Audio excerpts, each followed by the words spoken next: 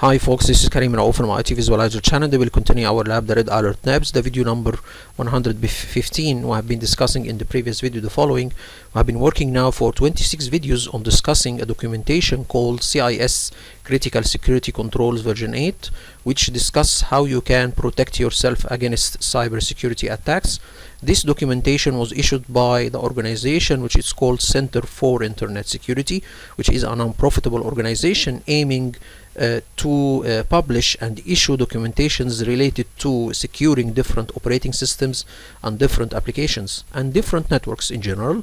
So this documentation says that you need to apply 18 safeguards or 18 security controls to protect yourself against cybersecurity attacks. We have discussed from these 18 points 16 points. Today we will discuss point number 17, which is a very critical point. Let's see what this point says. It says you need to have an incident response management system. We need to establish a program to develop and maintain an incident response capability, policies, plans, procedures, defined roles, training and communication to prepare, detect and quickly respond to an attack. So this is this point says you need to have an incident response plan. What if an cybersecurity attack happens? Who to refer to? How we can communicate?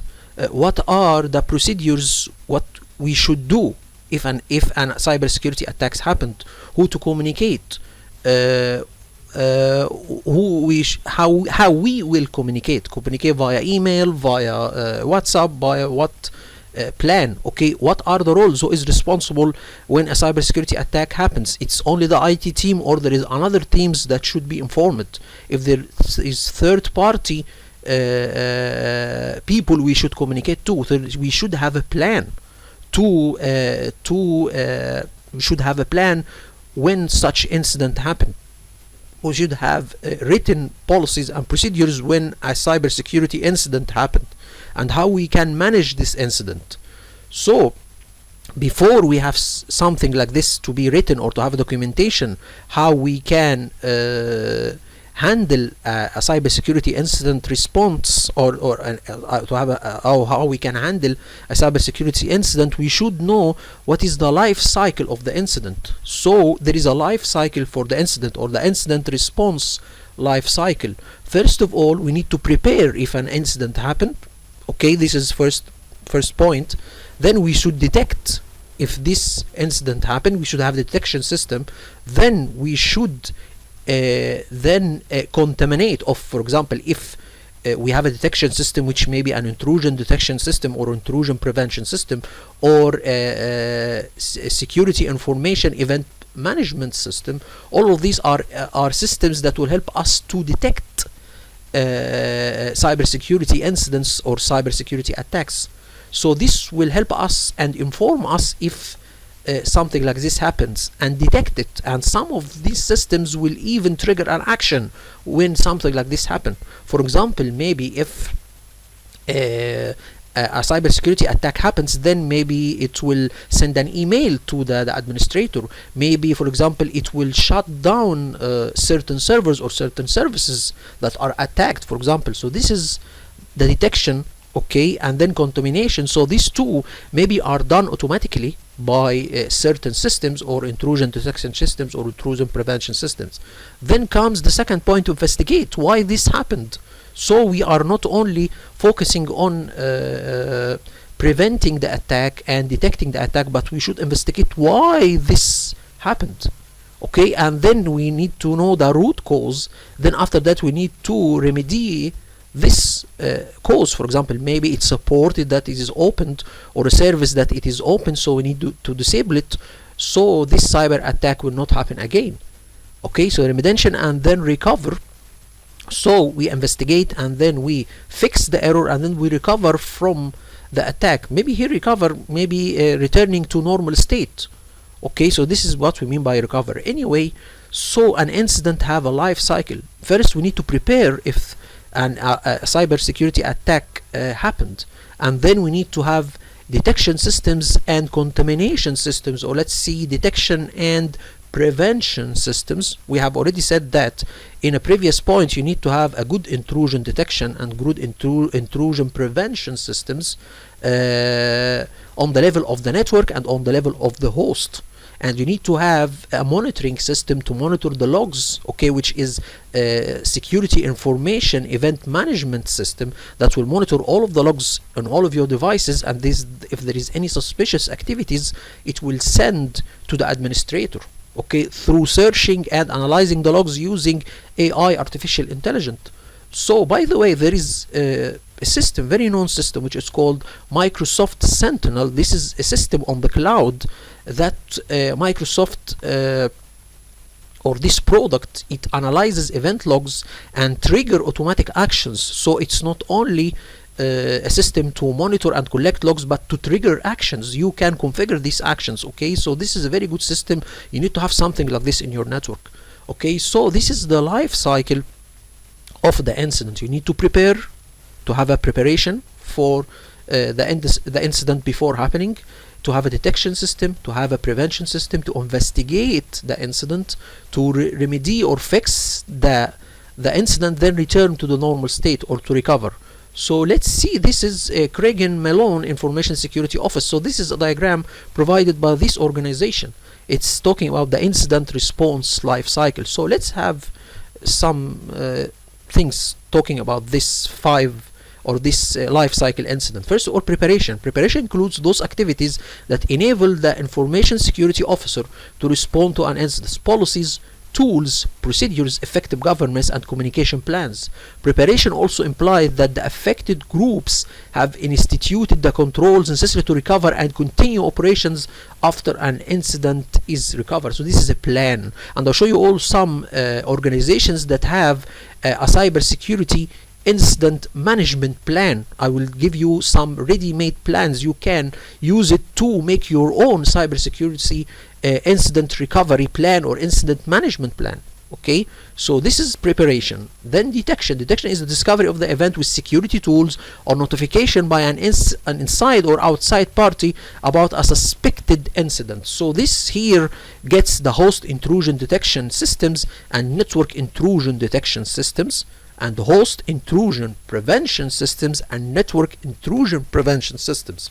And come into the play also the security information event management tools or systems actually. So this here comes the detection by the different programs. Then comes the contamination, also related to the intrusion detection system and intrusion prevention systems. Contaminate is the trigger phase where the affected host or system is identified, isolated, or otherwise mitigated, and when affected parties are notified, an investigation status established. So, and then after the contamination and the fixing. So coherent contamination means that the host or the affected host is identified and isolated, but I think it's not here. It is not will be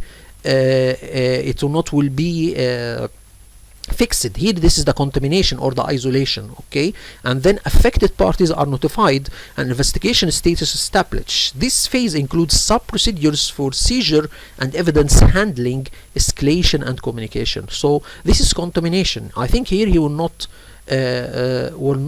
treat or will not fix the affected host, but it is isolating it. But in another phase it will cure this affected host or affected system, okay? Investigation is the phase where information security officers personnel determine the priority, scope, and root cause of the incident. So here comes the investigation, okay?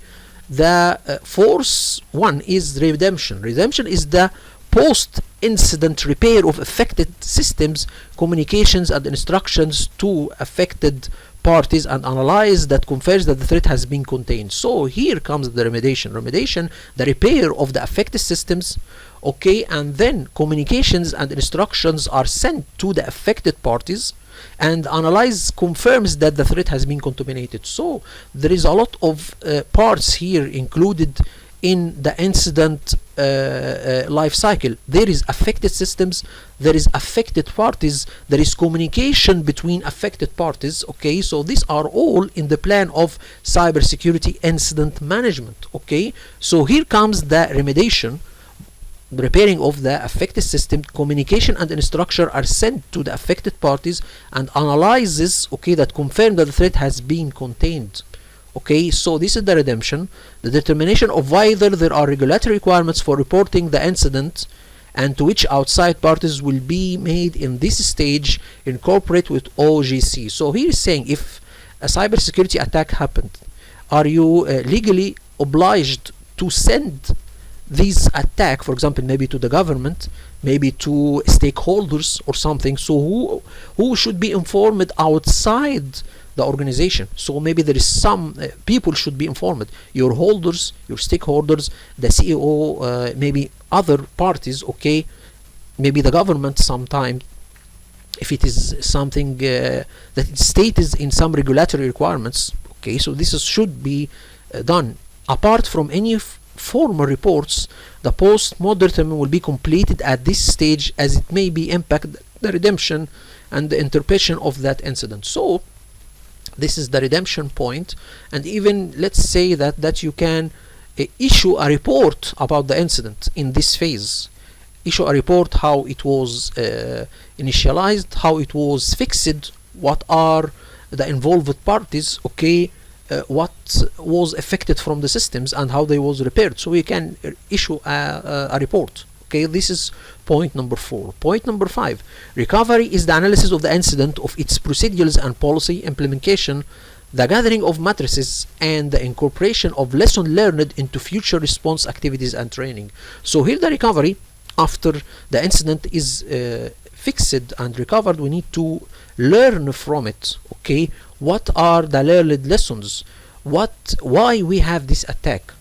Because some ports was opened or some services was opened, so we need to know, so in the future we will not repeat these mistakes. Okay, specific procedures related to this incident response plan are documented at the information security officer policies and procedures internal site. So after every attack we need to for example get lessons. Maybe some ports should be closed and some services should be closed, then we should put it in our policy. Maybe for example IT policy, maybe we know now that some ports should be opened, that we have learned from this kind of incident. Okay, so these are the steps, or this is the incident recovery management plan or incident management plan.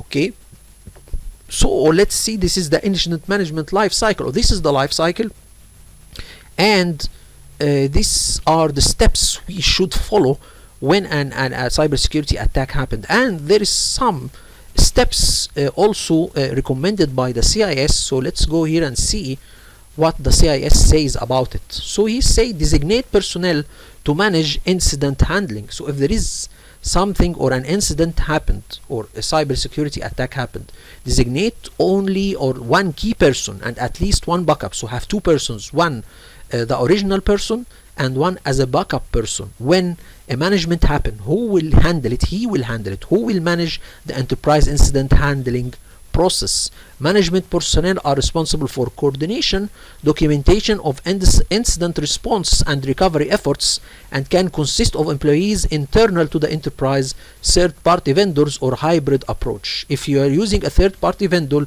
designate at least one person internal to the enterprise to oversee any third-party work. So this person will be responsible for documenting the incident, how it was recovered, how it was fixed. Okay, all of this will be done by one person, and there is a backup person. And if they are all internal, so this is good. If some of this recovery or if we are recovering from a cybersecurity incident that will be done by third party or with persons outside the organization, then someone from our internal personnel should monitor these third-party personnel and see how they work and how they document the handling of this incident. So the first thing is to have one person and a backup person to handle the recording and documentation of the cybersecurity incident, okay, and the recovery efforts. So this is first number thing. It's two persons or one person, whatsoever may be. The IT is responsible for documenting these incidents. And sometimes I'm thinking there's some software that can do this process automatically. So maybe some software can record the incident, can issue a report and give you the details of the recovery. Okay, maybe this will be done by software, but anyhow we need to have persons that will be responsible for taking these reports, maybe from automatic systems, and send them maybe to your stakeholders, to your CEO or something. Okay, so there is certain person will be responsible for documenting the incident and recovery steps. Okay, point number 2, establish and maintain contact information for reported security incidents. So when an incident happened, there should be persons that are should be informed. The IT, the human resources team, maybe the legal team. So all of this should be stated in a documentation, their telephone numbers, their cell phones, their emails. So there was in the plan or the incident management plan, it should be stated the persons that we should contact, their cell phones, the way that we can communicate with them. Maybe we can communicate with cell phones, communicate with emails, communicate with WhatsApp. Okay, this is we should be have the responsible persons or the affected persons or the affected parties that we should communicate with when an incident happened. He said that establish and maintain contact information for parties that are need to be informed of a security incident. Contacts may include internal staff, third-party vendors, law enforcement, cyber insurance providers. Maybe there is an insurance. So all of these are parties involved in a security incident. We need to have their cell phones, to have their numbers, so we can communicate with them and inform them with the security incident. Okay, this is one thing. Point number 3, establish and maintain an enterprise process for reporting incidents. We should have a system. Okay, establish and maintain an enterprise process for the workforce to report security incidents. The process includes reporting time frame, personnel to report to, mechanism for reporting, and the member information to be reported. Ensure the process is publicly available to all of the workforce. Review annually or when significant enterprise changes occur that could impact the safeguard. So we need to have a plan to report the incident. Who will record the incident, what the information should be included in the incident, the time frame to report the incident, when the incident happened, how much time we have until we report this incident. Okay, all of these are a mechanism or are policies and procedures we should put in mind. I will show you all some ready-made policies for cybersecurity incident management process. Okay, this will be included in the process, but I think recording the incident and reporting the incident, this can be done by done systematically or automatically by intrusion detection system or intrusion prevention system.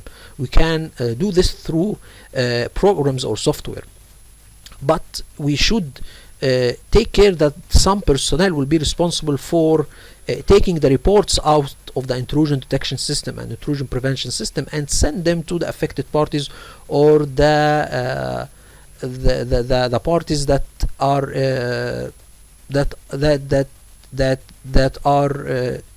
that need to be informed when a security incident happens. Okay, so this is point number 3. Point number 4, establish and maintain an incident response process. Establish and maintain an incident response process that address roles and responsibilities, compliance requirements, and the communication plan. Review annually or when significant enterprise changes occur that could impact this safeguard. So again, here is focusing on the roles.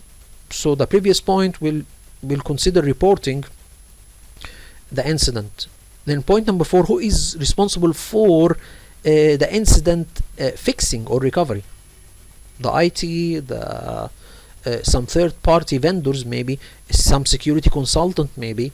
Anyway, so these are to establish an incident response process. Who will be responsible, or who should we inform, or not to inform only, because some parties will be informed that will not fix the incident, but they should be informed, like the human resources or the legal team. But the IT is the main person that we should focus on sending the information to him or to tell him the incident or inform him of the incident. Okay, so these to establish and maintain incident response process. Anyway, all of these steps would be included in an incident management plan. I will show you ready-made plans, okay, that will include all of these steps.